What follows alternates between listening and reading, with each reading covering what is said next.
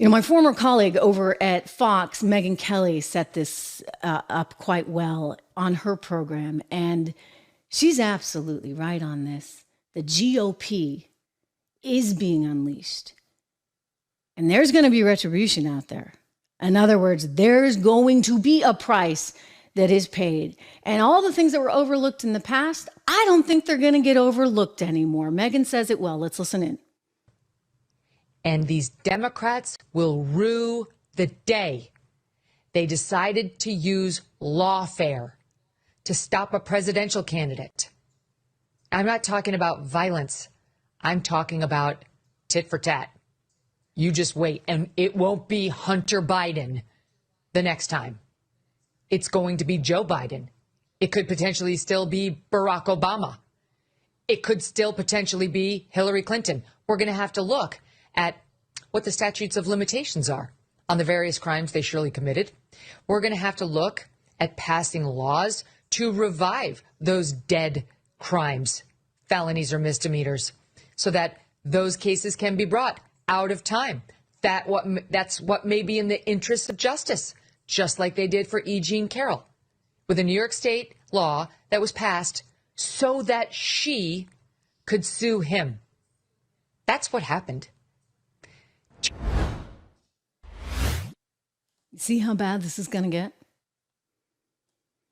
Really bad, guys. Really bad. This was a bad day for America. This is a bad moment in time. This is a bad moment in history. And it can't happen again. You can't politicize things in such a way that you're going to attack someone and ruin their life and ruin their finances and ruin their family because they're beating you in a political race.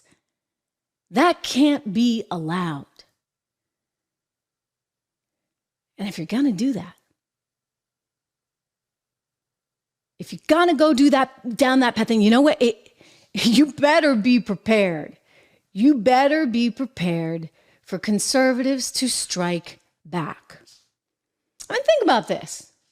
Hillary Clinton, she got a break because James Comey said, we can't go after Hillary Clinton for that server situation because that might be election interference. Yeah, that's what Comey said way back when. Do you remember when another former Fox correspondent, Ed Henry, was getting into it with Hillary Clinton? I mean, she was very appropriately dressed, all in orange. Remember? The orange pantsuit? Everybody's like, oh, gee, looks good on you, Hill. Anyway, and she was lying about her server, making a joke of it, about wiping the server clean. Let me walk you down memory lane right here. We got the clip. Same arguments. So that's all I could say. I'm not, I have no idea. That's why we turned it over. What, like with a cloth or something? Well, no. I don't know how it works digitally at all. I do not have any. Ed, I know you want to make a point, and I can just repeat what I have said.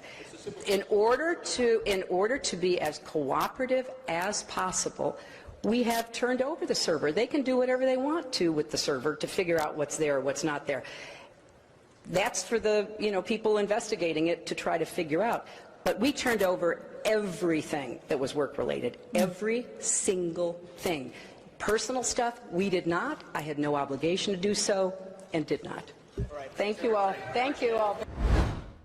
You see, the problem was she was keeping all the government emails on her own server, which actually is in violation of the law and kind of a big problem, kind of a national security risk. And yet, what did James Comey do at the time? He said, yep, she's guilty of this, but we're not going to move forward because, she's a presidential candidate. Maybe it doesn't really look good for the country, and that might be considered election interference. What do you know? Here we go. James Comey at the time, back in 2016, defending Hillary Clinton, making the decision, deciding that the FBI would not pursue this, that there would be nothing more coming from it because it's election interference. Although there is evidence of potential violations of the statutes regarding the handling of classified information, our judgment is that no reasonable prosecutor would bring such a case.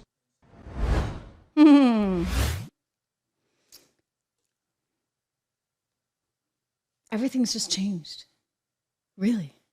Everything has the test just here for us is changed, ladies and gentlemen. And Hillary Clinton could now be vulnerable to prosecution because they have unleashed this Pandora's box. And there's going to be hell to pay, I suspect, for a lot of people now. It's going to keep the lawyers really, really busy